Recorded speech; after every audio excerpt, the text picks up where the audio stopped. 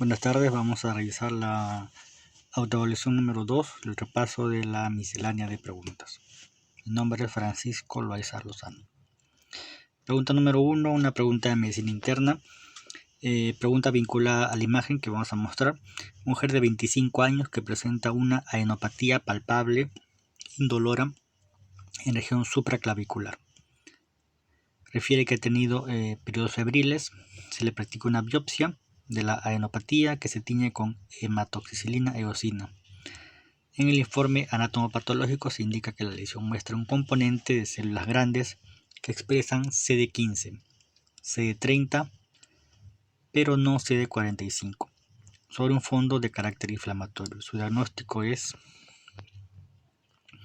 toxoplasmosis, enfermedad de Hodgkin, mononucleosis infecciosa, enfermedad por arañazo de gato. La respuesta es la opción número 2, enfermedad de Hodgkin. El contexto clínico sugiere fuertemente el linfoma de Hodgkin. Esto es gente joven con adenopatías supraclaviculares indoloras sin clínica inflamatoria.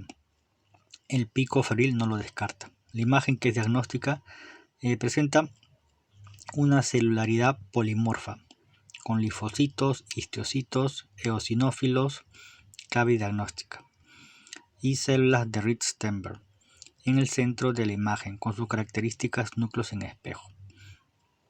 El enunciado aporta información adicional diciendo que estas células grandes se tiñen con CD15 y CD30, pero son negativas para CD45, lo cual es concordante con el comportamiento tintorial por inmunohistoquímica de las células de Rich-Steinberg de la enfermedad de Hodgkin, variedad clásica subtipo escleronodular.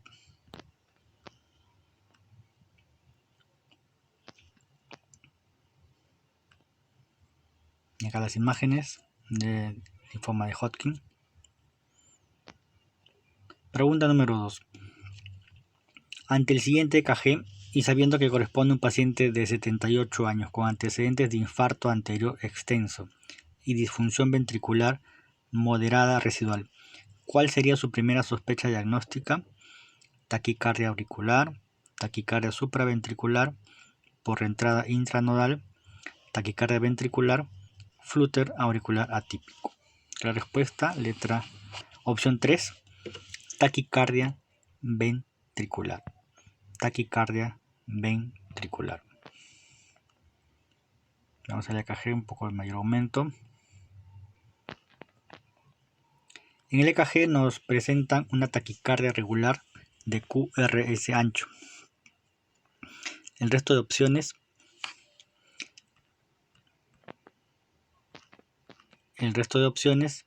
que se presentan habitualmente con taquicardia con QRS estrecho. En un paciente con antecedentes de infarto agudo de miocardio con taquicardia de QRS ancho, siempre la primera opción diagnóstica es la taquicardia ventricular. En un paciente con antecedentes de infarto agudo de miocardio con taquicardia de QRS ancho, siempre la primera opción diagnóstica es la taquicardia ventricular.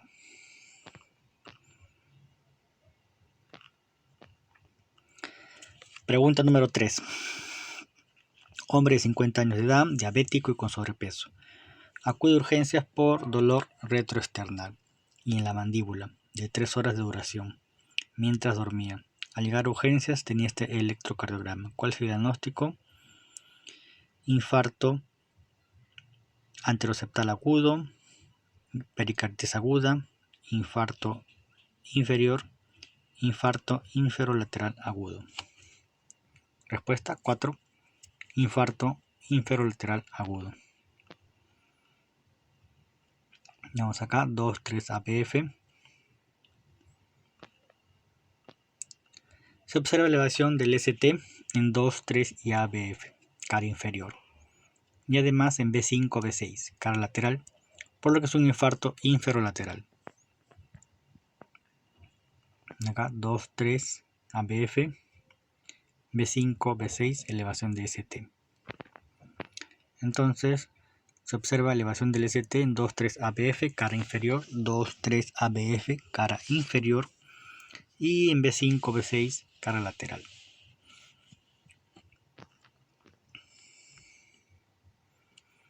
Infarto inferolateral 2, 3 ABF, B5, B6. Lo mismo cara lateral, B5, B6.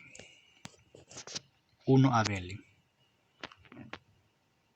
Pregunta número 4.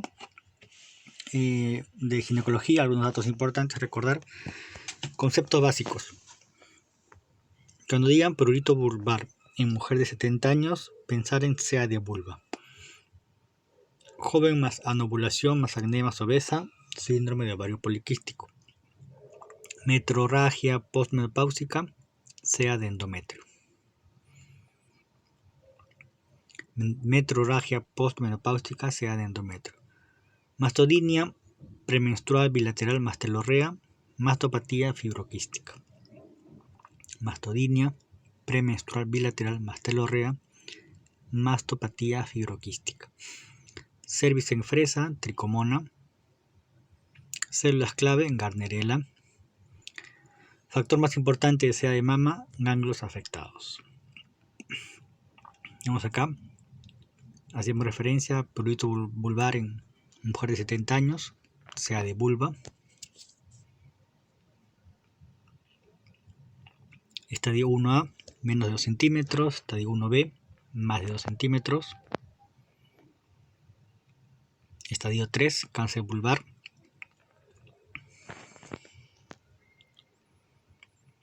Pregunta número 5. Factores de riesgo para cáncer testicular. Síndrome de feminización, Klinefelter, infertilidad, criptorquidia, sea contralateral, orquitis, parotiditis. Cáncer testicular. Pregunta número 6.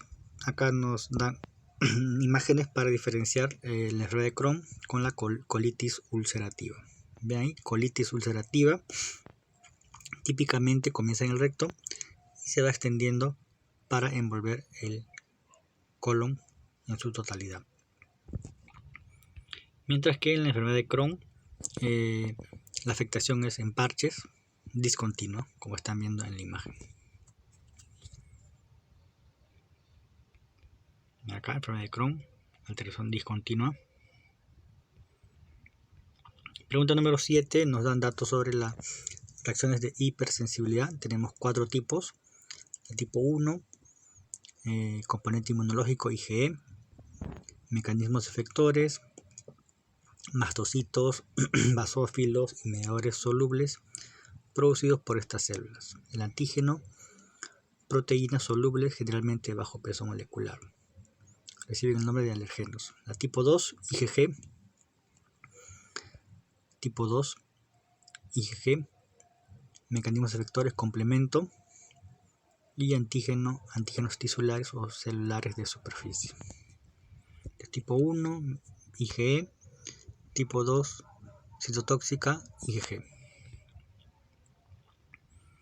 La tipo 3, inmunocomplejos insolubles, complemento, reclutamiento de células inflamatorias, polisacáridos bacterianos, proteínas. La tipo 4, componente inmunológico, linfocitos Th1, mecanismos efectores, macrófagos activados. Tipo 3, por inmunocomplejos, y tipo 4, por linfocitos Th1, citoquinas proinflamatorias secretadas. El antígeno del tipo 4, componente del veneno de insectos o plantas, metales, látex, etc. Acá un resumen. Tipo 1, anafilaxia, atopia, alergia, IgE. Tipo 2, por anticuerpos, IgG, IgM. Tipo 3, inmunocomplejos, IgG complemento. Y el tipo 4, demorada, macrófagos, linfocitos T.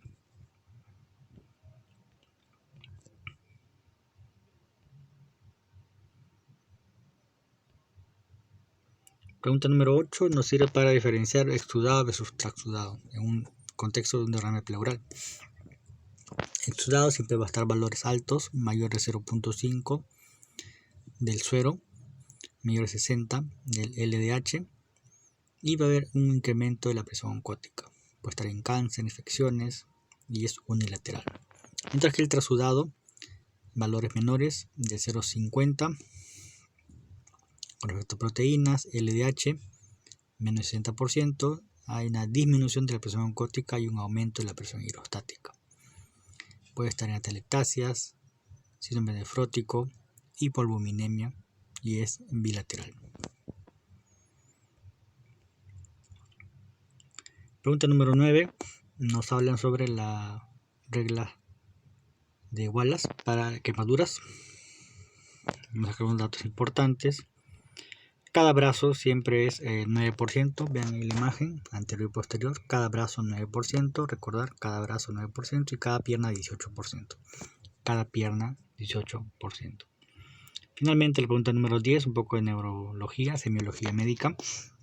Signo de Kernick. Tenemos variantes. Con el paciente en decúbito dorsal, se coloca un brazo debajo de su espalda y se sienta al paciente pasivamente mientras se apoya la mano libre sobre sus rodillas tratando de impedir que la flexione. El signo consiste en la flexión de las rodillas a pesar de la presión de la mano. El signo consiste en la flexión de las rodillas a pesar de la presión de la mano. Vean acá, signo de Kernick.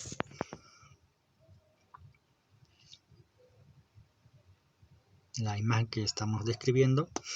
Variante 2, con el paciente en decúbito dorsal, la mano del explorador levanta uno de sus miembros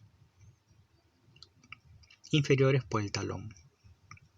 El signo consiste en que a cierta altura el paciente no puede mantener el miembro extendido y este se flexiona a nivel de la rodilla. El signo consiste en que a cierta altura el paciente no puede mantener el miembro extendido y este se flexiona a nivel de la rodilla. Ven acá, el miembro inferior no puede estar extendido. Hay una flexión a nivel de la rodilla, signo de Kernick. Y Brudzinski, signo de Brudzinski. El más importante se explora con el paciente en decúbito dorsal, colocando una mano en la región de la nuca y la otra sobre el pecho.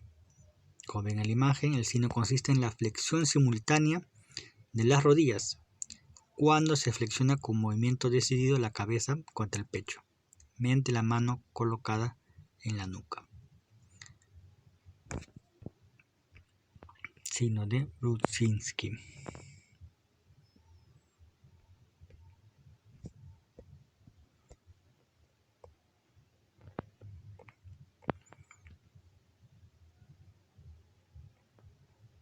Muchas gracias por su atención.